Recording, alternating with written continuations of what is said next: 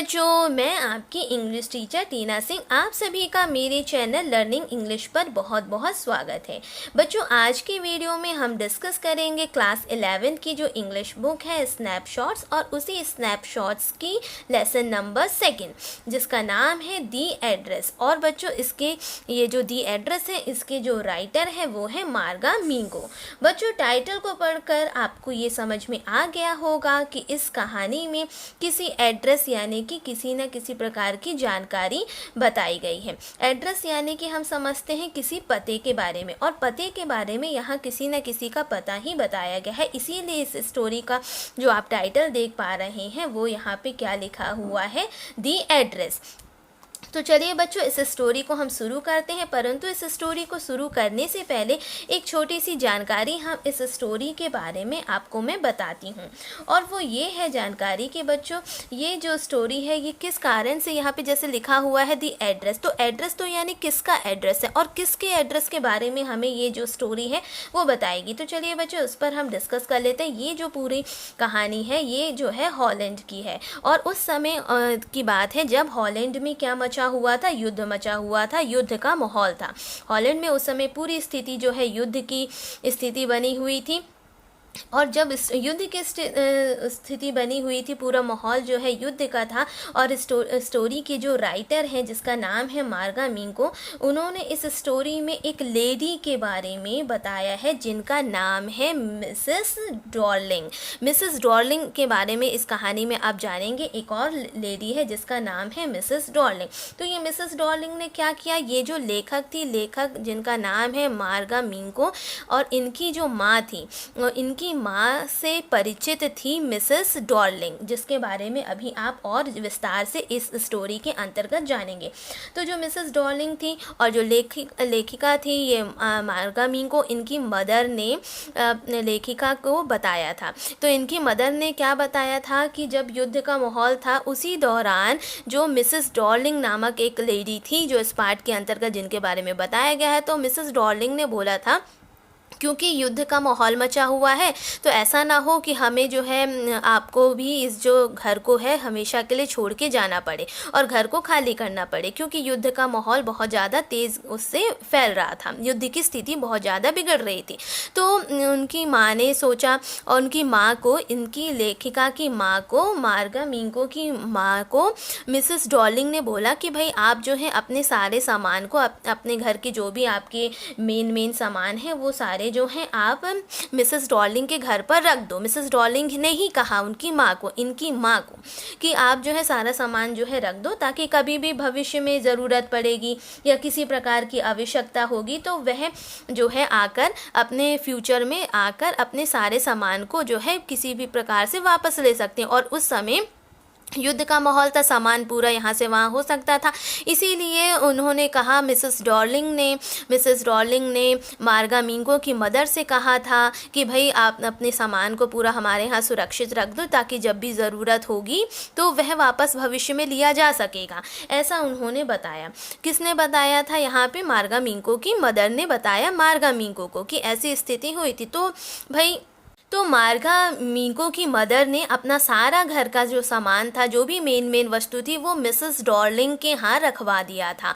और Mrs Darling के यहाँ इसलिए रखवा दिया था ताकि कभी भी जब ये राइटर को, मार्गा मींगो को, जब भी कभी भी इन फ्यूचर यदि आवश्यकता पड़ेगी तो वह अपनी माँ का रखा हुआ सारा सुरक्षित सामान जो मिसेस डॉर्लिंग के यहाँ रखा हुआ था वो सुरक्षित भविष्य में कभी भी वो जो है प्राप्त कर सकती। इसीलिए उनकी माँ ने जो है उनको सामान रख दिया था मिसेस डॉर्लिंग के यहाँ। अब जब धीरे धीरे ये मार्गा मींगो बड़ी हुई तो इनकी माँ ने उनको बताया, इनकी माँ ने उनको मिसेस डॉर्लिंग का एड्रेस दिया। मिसेस डॉर्लिंग का एड्रेस इसीलिए दिया ताकि वह अपने घर का सामान पूरा जो सुरक्षित मिसेस डॉर्लिंग के यहाँ रखा हुआ था वो जो है वापस कर सके। तो बच्चों, यही है इसमें कहानी। जिसमें आप जानेंगे कि जो लेखिका है मार्गा मिंको की मदर ने मिसेस डॉर्लिंग के घर पर जो है पूरा सामान जो है बहुत अच्छे से सुरक्षित रखा दिया था, और जब घर का सारा सामान उनके घर पे रख दिया था तब जाके एक समय ऐसे आया जब लेखिका की माँ ने यानी कि ये जो मार्गा मिंको है इनकी मदर ने एक एड्रेस दिया, इनको एक एड्रेस दिया। मदर ने मार्गा मिंको को यानी कि राइटर को एक एड्रेस दिया, जो एड्रेस दिया जाता है वो उसी मिसेस डॉर्लिंग का रहता है, और वो इसलिए देती हैं वो एड्रेस ताकि वो जो सामान उन्होंने कभी रखा था वो सारा जो है वो पुनः प्राप्त कर सके। तो वह जो मदर है वो इनको अपनी बेटी को, जिनका जो लेखिका है इस स्टोरी की मार्गा मिंको को, ये जो है क्या बताती हैं, एड्रेस देती हैं, और वो एड्रेस रहता है किसका, मिसेस डॉर्लिंग का। और वहाँ पे एड्रेस इसलिए रहता है क्योंकि उन्हीं के घर पे सामान रखा था। कब रखा था, जब युद्ध का माहौल था। इसीलिए इस स्टोरी का जो नेम पड़ा हुआ है वो पड़ा है दी एड्रेस। अभी हम इसे विस्तार में और जानकारी पाएंगे बच्चों, यहाँ पे देख सकते हैं आप चीज़ यहाँ स्टार्टिंग पे भी बताई गई है बच्चों, आप पढ़ सकते हैं। This story is a poignant account of a daughter who goes in search of her mother's belongings after the war in Holland, and when she finds them the objects evoke memories of her earlier life, however she decides to leave them all behind and resolves to move on. कहने का मतलब है कि ये एक छोटी सी लघु कथा है एक बेटी के बारे में जिसने अपनी हृदय विदारक कहानी को बताया है, और ऐसी बेटी जो युद्ध के बाद अपनी माँ के सामान की तलाश करने के लिए हॉलैंड को जाती है, और जब वह उसे ढूंढती है तो वस्तुएं उसके पहले की जीवन की यादें उसको बहुत ज़्यादा ताज़ा कर देती हैं। अपनी माँ की वस्तुओं को जब वो देखती है, पाती है, तो उसकी जो पूरी पुरानी यादें होती हैं वो ताज़ा हो जाती हैं। हालांकि उसने इन सभी को पीछे छोड़ते हुए और आगे बढ़ने का वह संकल्प करती है। इन सारी चीज़ों को वो पीछे छोड़ने का संकल्प करती है। वो डिसाइड्स करती है कि वो सारी चीज़ों को छोड़ देगी और आगे बढ़ेगी अपने जीवन में। जो अब लाइन बाय लाइन हम सारी स्टोरीज को पढ़ लेते हैं और जान लेते हैं कि अब हमें इसके बारे में और विस्तार से क्या जानने को मिलता है। कहानी में ये सिचुएशन आ गई है कि जो राइटर है वह राइटर जो है एक घर पर पहुंची हुई है। वह जो इस घर पे पहुंची हुई है उसका एड्रेस उसे उसी की मदर ने दिया हुआ है, और वह दरवाजे पे खड़ी हुई है। दरवाजे पर वो नॉक कर रही है। वह स्थिति इस प्रकार की बनी हुई है, और जो दरवाजे पे नॉक कर रही है वो है राइटर, जिसका नाम हमने यहाँ पे पढ़ रखा है मार्गा मिंको। यानी कि मार्गा मिंको एक दरवाजे पे पहुंचती है और नॉक करती है। जब वो नॉक करती है तो कौन निकल कर आता है, वो किसका घर रहता है, और वो एड्रेस तो वही रहता है जो वो अपनी माँ के द्वारा लेकर आई हुई रहती है, और माँ ने उसे मिसेस डॉर्लिंग का ही एड्रेस दिया होता है। यानी कि मिसेस डॉर्लिंग के घर पर खड़े होकर वो नॉक करती है, और तब ये कहानी शुरू होती है। Do you still know me, I asked. और जब दरवाज़ा खुलता है तो वह लेखिका जो है पूछती है कि क्या आप अभी भी मुझे जानती हो। उसने ऐसे इस तरीके से लेखिका ने पूछा। वह बोलती है कि मैंने पूछा कि क्या आप मुझे जानती हो। The woman looked at me searchingly and she had open the door a chink. I came closer and stood on the step. यानी कि वह महिला ने उसको पूरी जांचते हुए, मतलब ऊपर से नीचे उसको देखा, घूरते हुए उसे देखा, और उसने हल्का सा she had open the door a clink, यानी कि उसने जो है झटके से दरवाजे को खोल दिया। और जब उसने दरवाजे को खोला, मैं उसी के पास आकर, उसके करीब आकर मैं जो हूँ सीढ़ी पर, स्टेप पर, यानी कि क्या हो गई, खड़ी हो गई। No I don't know you. तब वह जो महिला ने दरवाज़ा खोला तो वो कहती कि no I don't know, I am Mrs S daughter. तब वह बताती है, जब उसने कहा कि नहीं मैं तो तुम्हें नहीं जानती हूँ, तब वह लेखिका जो रहती है वो बोलती है कि आई एम मिसेस एस डॉटर, यानी कि मैं जो हूँ, मैं किसकी बेटी हूँ, मिसेस एस की बेटी हूँ। वो ऐसे बताती है कि मैं मिसेस एस की बेटी हूँ, और महिला साफ मना कर देती है कि मैं तो तुम्हें नहीं जानती हूँ। She held her hand on the door as though she wanted to prevent it opening any further। यानी कि उस महिला ने दरवाजे पर इस प्रकार से हाथ रखा हुआ था जैसे वह दरवाजे को खोलना नहीं चाहती थी। वह पूरी तरीके से दरवाजे को खोलना नहीं चाहती थी। उसने आधा ही दरवाज़ा खोला हुआ था और दरवाजे पर ही हाथ इस प्रकार से रखा हुआ था कि पूरा दरवाज़ा ना खुल जाए। Her face give absolutely no sign of recognition. यानी कि जो उसका चेहरा था, उसके चेहरे चेहरे से ये प्रतिक्रिया समझ में आ रही थी कि उसके चेहरे ने कुछ भी मेरे बारे में नहीं समझा था। वह मुझे किसी भी प्रकार से कोई उसे ऐसे संकेत नहीं मिले थे जिससे वह मुझे पूरी तरीके से पहचान पा रही हो। यानी कि उसने दरवाज़ा भी पूरी तरीके से नहीं खोला था और जो उसके चेहरे ने ऐसा प्रतीत किया था जैसे कि वो मुझे नहीं पहचान रही है, मेरी पहचान उसको जरा सी भी नहीं आई है। She kept starting at me in silence, और वो ऐसा संकेत दिखाती है कि उसने मुझे नहीं पहचाना और वह मुझे खामोशी से बहुत ही देर तक जो है घूरती रहती। साइलेंस मतलब खामोशी से मुझे देखती रहती है। Perhaps I was mistaken. I thought perhaps it isn't her. I had seen her only once fleetingly and that was years ago।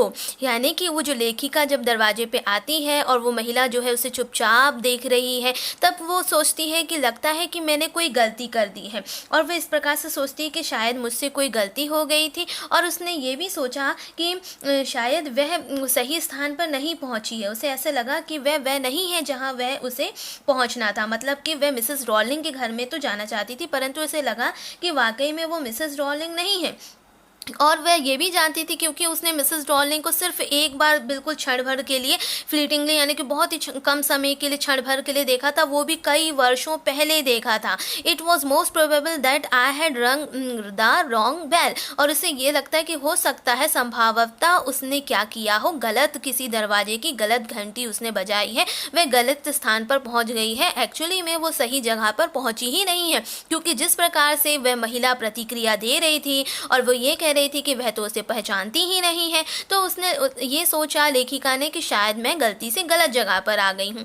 The woman let go of the door and step to the side. उसके बाद वह महिला ने क्या किया, उस महिला ने जो है दरवाजे को छोड़ दिया, जिस दरवाजे को वो आधा पकड़ के खड़ी हुई थी उसने दरवाजे को छोड़ दिया और बगल में हो गई, मतलब कि साइड में हो गई। She was wearing my mother's green knitted cardigan, और उस महिला ने मेरी माँ का बुना हुआ हरे रंग का कार्डिगन पहना हुआ था, जो एक ऊनी कपड़ा होता है स्वेटर के जैसे। तो उस महिला ने ग्रीन निटेड कार्डिगन पहना हुआ था। The wooden button were rather pale, और जो उस पर कार्डिगन के ऊपर जो लकड़ी के बटन लगे हुए थे वो जो है पेल यानी कि फीके पड़ गए थे फ्रॉम वॉशिंग यानी कि धुलने के कारण।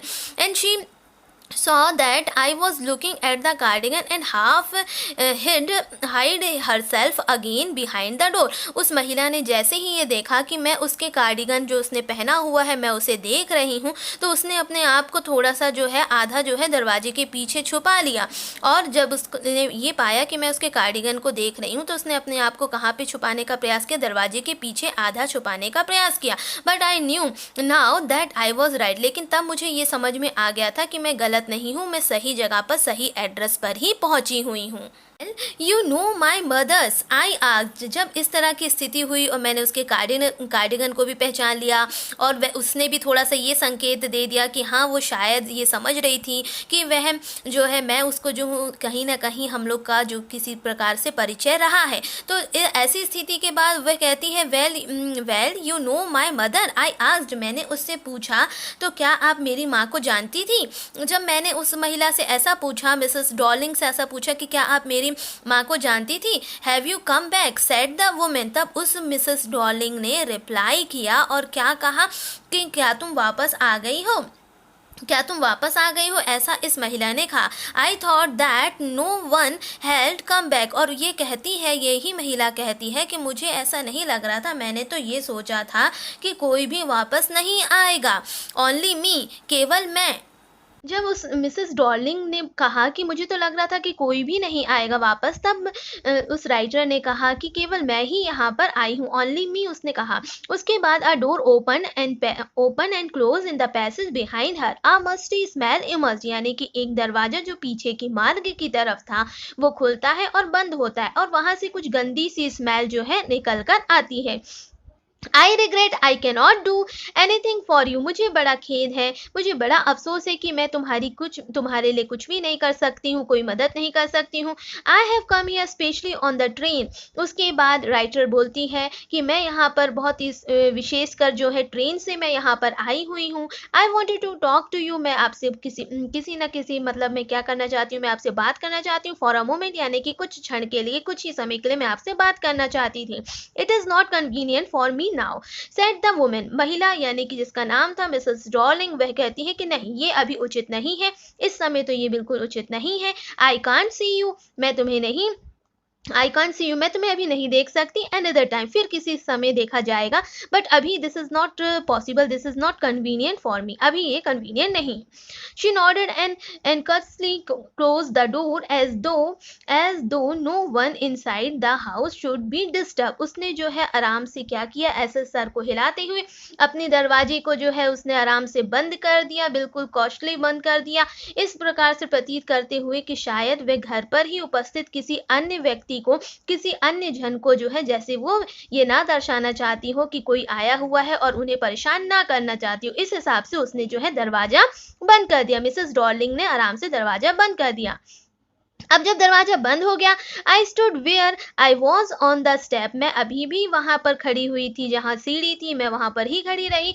The curtain in front of the bay window moved, उतने में क्या होता है, जो पर्दा रहता है, सामने की एक खिड़की रहती है, वहां का पर्दा थोड़ा सा उठता है, हटता है वहां का पर्दा। समवन स्टेयर्ड एट मी, कोई मुझे जो है खिड़की की तरफ से झांकता है, देखता है, पर्दा उठता है और कोई मुझे देखता है। And would then have asked what I wanted, और वह शायद उसी महिला से, मिसेस डॉर्लिंग से पूछता भी है अपने घर पे कि कौन आया है और उसे क्या चाहिए, वह क्या लेना चाहती है जो यहाँ पर आई हुई है। ओ nothing the women would have said, इतने में वह महिला यानी कि मिसेस डॉर्लिंग उस व्यक्ति से कहती है कि अरे नहीं नहीं कुछ भी नहीं। वुमेन वुड हैव सेड यानी कि नथिंग, कुछ भी नहीं। इट वॉज नथिंग, अरे कुछ भी नहीं, इस प्रकार से वे कहती है। I looked at the name plate again, उसके बाद मैं पुनः जो है नेम प्लेट की तरफ देखती हूँ। डॉर्लिंग इट सेड, उस और वह पढ़ती है डॉर्लिंग इट सेड, वह कहती है, क्या कहती है, Darling in black letters on white Emil, यानी कि एक सफ़ेद कलर की सिरमिक वाली प्लेट पर ब्लैक कलर से लिखा हुआ था डॉर्लिंग, यानी कि नेम प्लेट पे नाम लिखा हुआ था। एंड ऑन द जैम, और जो ऊपर एक तख्ता था लकड़ी का, and on the jamb a bit higher, थोड़ा से ऊंचाई पर, द नंबर, उस पर नंबर लिखा हुआ था। नंबर क्या था, 46, यानी कि वह एड्रेस था। वह इस तरह से उस एड्रेस को फिर से देखती है।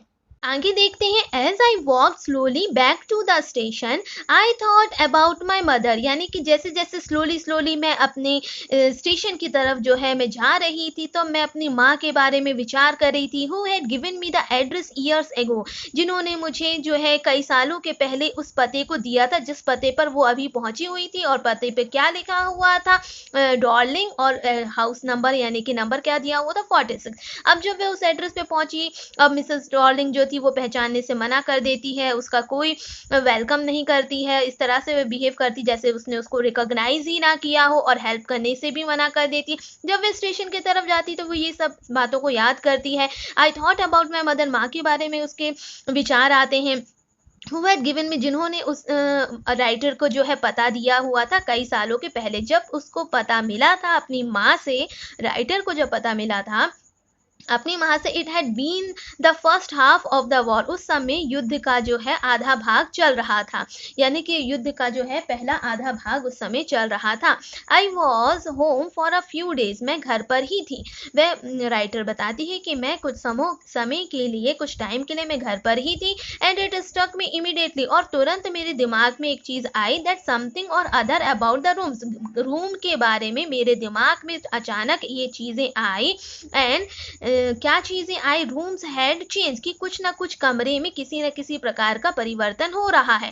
आई मिस्ड वेरियस थिंग्स, हमने बहुत सी चीज़ों को मिस कर दिया, यानी कि बहुत सी चीज़ें, परिवर्तन ये हो रहा है कि बहुत सी चीज़ें जो दिखती थी वो अब नहीं दिख रही हैं, कुछ ना कुछ यहाँ से मिसिंग हो रहा है। माई मदर वॉज सरप्राइज, मेरी माँ को बड़ा ही आश्चर्य हुआ। I should have notice so quickly, क्योंकि मैंने इतने जल्दी कमरे से गायब होने वाली चीज़ें या कमरे से जाने वाली, निकलने वाली चीज़ों को बहुत जल्दी से मैंने नोटिस कर लिया, ध्यान दे दिया कि इतनी जल्दी कैसे ये सारी चीज़ें कमरे में परिवर्तन कैसे हो रहा है। तो इस बात को जान के मेरी माँ, राइटर की माँ जो थी वो भी बड़ी ही आश्चर्य में पड़ गई कि मैंने इतनी जल्दी कैसे जाना। And then she told me, उसके बाद मेरी माँ ने told me about Mrs Darling, तब मेरी माँ ने मुझे मिसेस डॉर्लिंग के बारे में बताया। I had never heard of her about, apparently she was an old acquaintance of my mother. उसके बाद वो बोलती है I had never heard of her, but apparently मैंने उनके बारे में कभी भी नहीं सुना था। अपेरेंटली, अब क्योंकि वो मेरी माँ की पुरानी परिचित थी, मेरी माँ से वो पुरानी परिचित थी, whom she hadn't seen for years, उन्होंने मिसेस डॉर्लिंग को बहुत सालों से नहीं देखा था। She had suddenly turned up and renewed there contact, अचानक से एक दिन वह मेरी माँ से, मिसेस डॉर्लिंग जो है मेरी माँ से, राइटर की माँ से मिल जाती है और तब से हमारे जो है कनेक्शन है, हमारा जो संबंध है वो जो है शुरू हो जाता है, यानी कि हमारा जो परिचय है वो फिर से रिन्यू हो जाता है, आना जाना हमारा जो परिचय है वो बढ़ जाता है। Since then she had came regularly, और तब से वह जो है निरंतर हमारे घर पर आती थी। आगे देखते हैं बच्चों क्या होता है। Every time she leaves here she take something home with her, यानी कि जब भी मिसेस डॉर्लिंग हमारे घर से अपने तरफ, घर की तरफ वे जाती थी तो वो कभी खाली हाथ नहीं जाती थी, वो कुछ ना कुछ लेकर ही यहाँ से जाती थी। सैड माई मदर, ऐसा राइटर की मदर ने राइटर को बताया। She took all the table silver in one go, यानी कि एक बार में ही वे सारे सिल्वर टेबल जो है यहाँ से ले गई थी। And then the antique plates that hung here, और उसके बाद यहाँ पर जो पुरानी प्लेट्स यहाँ पर लटकी हुई थी, एक बार वो सारा वह ले गई थी। She had trouble lugging those large vases, और वे कहती हैं कि उसे कुछ परेशानी हो रही थी, ये जो बड़े फूलदान है इन फूलदानों को घसीटने में, उनको लैगिंग करने में उसे थोड़ी सी मुसीबत हो रही थी, परेशानी हो रही थी। And I am worried she got a crick in her back, और मुझे इस बात की बड़ी ही चिंता थी कि उनको जो है मोच तक आ गई थी, उनके बैक यानी कि उनके पीछे पीठ पर, फ्रॉम द क्रॉकरी, ये जो क्रॉकरी का वजन के कारण उनके पीछे पीठ पर भी जो है क्रिक आ गई थी, यानी कि मोच आ गई थी। मुझे बड़ी चिंता थी, ऐसा राइटर की माँ बताती है। My mother shook her head pitting, और मेरी माँ ने बड़ी ही दया के भाव से, मेरी माँ ने बड़े ही दयापूर्वक जो है अपने सर को हिला दिया था। I would never have dared ask her, मेरी कभी भी उनसे ऐसा पूछने की हिम्मत नहीं हुई। She suggested it to me herself, क्योंकि उन्होंने ही अपने साइड से, खुद से, मिसेस डॉर्लिंग ने ही उन्हें ये सब काम करने का सुझाव दिया था, हमने कभी उनसे नहीं कहा था। एंड शी इवन इंसिस्टेड, उन्होंने मुझसे जिद भी करी थी। And she wanted to save all my nice things, और उन्होंने, वह हमारी सारी चीज़ों को, सारी वस्तुओं को बहुत अच्छे से सुरक्षित रखना चाहती थी। If we have to leave here, we shall lose everything, यदि हमें ये स्थान को छोड़ना पड़ेगा तो हम सारी चीज़ों को खो देंगे, ऐसा उसने मुझसे कहा था। agreed with her that she should keep everything I asked, अब वह लेखिका जो है वह कहती है अपनी माँ से, और वह क्या कहती है कि क्या आप उससे सहमत हैं कि उसे सब कुछ रख लेना चाहिए, क्या आप उससे सहमत हैं कि उसे सब कुछ रख लेना चाहिए। ऐसा कौन कहता है, यानी कि जो राइटर है वो अपनी माँ से पूछती है कि क्या आप इससे सहमत हैं कि उसे हर चीज़ रख लेना चाहिए। एज इफ दैट्स नेसेसरी, जब ऐसा बोला जाता है तो वो बोलती है कि जैसे ही यह ज़रूरी हो, जैसे ये ज़रूरी हो। माई मदर क्राइड, मेरी माँ चिल्लाते हुए कहती है, it would simply be an insult to talk like that, यदि हम उससे इस प्रकार की बात करेंगे तो ये उसका एक अपमान होगा, यानी कि उसका एक इंसल्ट कराने के बराबर होगा। And think about the risk, और उस जोखिम के बारे में तो देखो, उस जोखिम के बारे में तो सोचो। रिस्क शी इज़ रनिंग, जिस प्रकार से वो जो है यहाँ से बार बार जा रही है, सामान को लेकर जा रही है, तो उस रिस्क के बारे में तो देखो कि वो कितना भारी सामान को लेकर जा रही है, उसको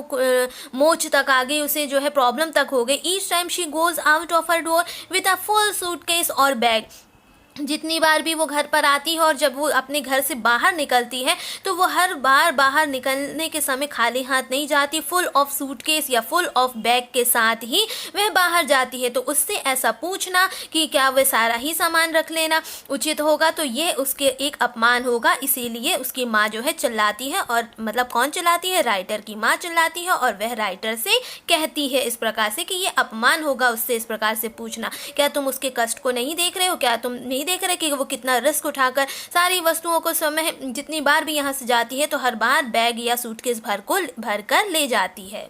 आगे देखते हैं बच्चों क्या होता है। My mother seem to notice that I was not entirely convinced. जब मेरी माँ को ये पता चल गया कि मैं पूरी तरीके से आश्वस्त नहीं हूँ इनकी बातों से, she looked at me reprovingly and after that we spoke no more about it. यानी कि उन्होंने मुझे एक निंदात्मक, एक आलोचनात्मक दृष्टि से, एक आलोचनात्मक तरीके से मेरी तरफ देखा। और उस दिन के बाद, मतलब आफ्टर दैट, उसके बाद क्या होता है, we spoke no more about it, हमने उसके बारे में किसी भी प्रकार की बातें नहीं करी, उसके बारे में आगे और कोई भी बातें नहीं करी। Meanwhile, I had arrived at the station without having paid much attention to things on the way। यानी कि उसी बीच में मैं धीरे धीरे अपने स्टेशन तक पहुंच जाती हूँ। Without having paid much attention, बिना किसी वस्तुओं को, जो रास्ते में जितनी भी मुझे परिचित चीज़ें मिल रही थी उन पर बिना ध्यान देते हुए मैं जो हूँ आराम से स्टेशन पहुँच जाती हूँ। I was walking in familiar place again for the first time since the war। मैं उन जगहों पर वॉकिंग, यानी कि उस जगह पर, उस परिचित सी जगह पर जहाँ से मेरा कहीं ना कहीं कोई लिंक रहा है। आई वॉज वॉकिंग, मैं वहाँ पर चल रही थी, अपने उसी परिचित वाले स्थान पर मैं दोबारा आई हुई थी। First time since the war, यानी कि जैसे ही युद्ध हुआ था, युद्ध के बाद से मैं पहली बार उस जगहों पे आई हुई थी और वह मेरे से परिचित स्थान था। परिचित गलियों से होते हुए जो है मैं स्टेशन की तरफ पहुँच गई थी। But I did not want to go further than much was necessary. मतलब वह कहती है, लेखिका यानी कि जो राइटर है वह कहती है, but I did not do not want to go further, मतलब कि मैं आगे जितनी आवश्यकता थी उससे कहीं ज़्यादा मैं आगे नहीं जाना चाहती थी, आवश्यकता से ज़्यादा मैं आगे नहीं जाना चाहती थी। I didn't want to upset myself, मैं अपने आप को परेशान नहीं करना चाहती थी। with the sight of streets, यानी कि जो सड़कों से होकर मैं गुजर रही थी, जिन हाउस फुल ऑफ मेमोरीज, और जो घर थे वहाँ पर उपस्थित, जो घर थे, जो गलियाँ थी, वहीं से होते हुए मैं गुजर रही थी। ये सारी चीज़ें मुझे पुरानी यादों को ताज़ा कर रही थी, जिनसे मेरा कोई ना कोई परिचय रहा है, पुराना कोई रिश्ता रहा है। मैं वहाँ से ही होते हुए गुजर रही थी, तो मैं उन्हें ज़्यादा देखकर, ज़रूरत से ज़्यादा देखकर अपने आप को बहुत ज़्यादा परेशान नहीं करना चाहती थी। तो तभी वे कहती है, I did not want to upset my self in the sight of streets and house, यानी कि सड़कों और घरों को देखकर, उनकी यादों को ताज़ा करके मैं अपने आप को ज़्यादा परेशान नहीं करना चाहती थी। फ्रॉम अ प्रीसियस टाइम, यानी कि जो वह कीमती समय था, और उस कीमती समय की जो सड़कें और गलियाँ, घर, उनको यादों को ताज़ा कर मैं अपने आप को ज़्यादा परेशान नहीं करना चाहती थी। ऐसा लेखिका ने अपने आप से कहा। In the train back, I saw Mrs. Darling in front of me again as I had the first time I met her। उसके बाद वह लेखिका कहती है कि ट्रेन की तरफ वापस जाने के समय फिर से मैंने मिसेस डॉर्लिंग को देखा, यानी कि जिस तरह से वो इमेजिन करती हुई चली जा रही थी, विचार करती हुई, तो वह कहती है कि मैंने अगेन उसे देखा। I saw Mrs. Darling in front of me, अपने सामने फिर से मैंने मिसेस डॉर्लिंग को पाया।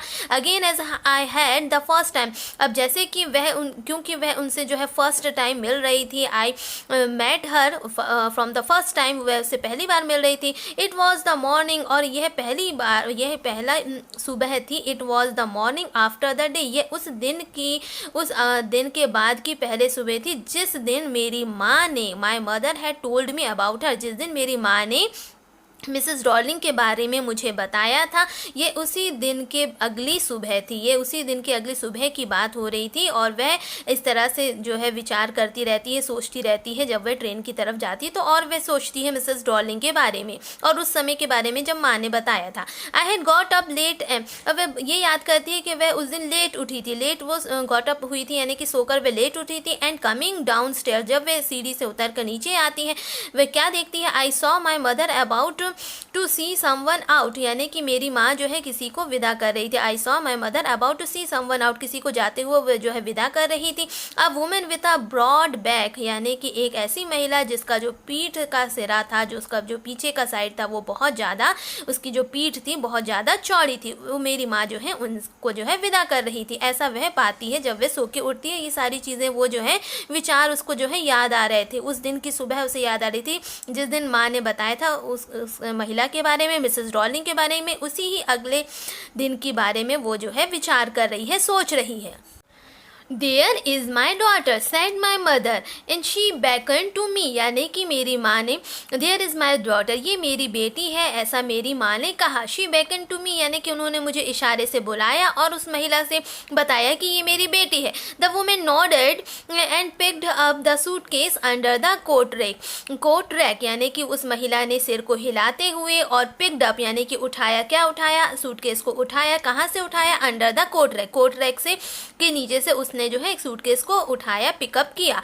And she wore a brown coat, वह बताती है कि वह क्या बताती है कि she wore a brown coat यानी कि उस महिला ने जिसने सूटकेस को उठाया था उसने ब्राउन कलर का कोट पहना हुआ था। एंड अ शेपलेस हैट यानी कि उसने एक टोपी पहनी हुई थी जो बिना आकार की थी, यानी कि आकार रहित उसने जो है एक टोपी पहनी हुई थी।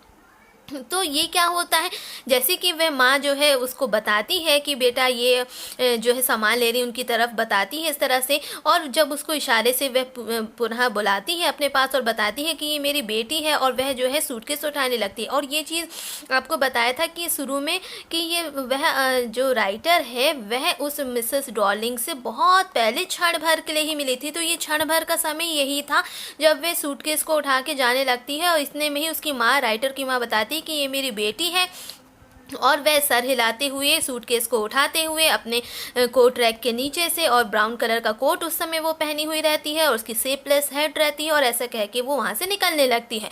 Does she live far away, I asked seeing the difficulty she had going out of the house with the heavy case, यानी कि मैंने अपनी माँ से पूछा does she live far away, क्या वे दूर रहती है। और ये मैंने इसलिए पूछा क्योंकि जिस प्रकार से वो कठिनाइयों का सामना करते हुए घर से जो है हैवी सूटकेस को लेकर वो निकल रही थी, जा रही थी, तो उनको जो कठिनाई हो रही थी उसको देखते हुए मैंने पूछा कि क्या वे दूर रहती हैं। In Marconi street said my mother, मेरी माँ ने कहा कि वह मार्कोनी स्ट्रीट पे रहती है। इन मार्कोनी स्ट्रीट नंबर 46, और कहा कि नंबर 46 पर, रिमेंबर दैट, इस नंबर को याद रखना, कि रिमेंबर क्या रखना, तुम्हें याद रखना है, नंबर 46 मार्कोनी स्ट्रीट पर वह रहती है, ऐसा माँ ने मुझे बताया। बच्चों, अब तक की स्टोरी में जितने भी कठिन शब्द आए हैं, चलिए अब हम उन पर चर्चा कर लेते हैं। तो जो पहला शब्द था वो था पैगेंट, इसका मतलब होता है मार्मिक या हृदय विदारक। उसके बाद बच्चों नेक्स्ट वर्ड है सर्चिंगली, जिसका मतलब होता है जांचना, रिकॉग्नाइजेशन पहचान या पहचानना।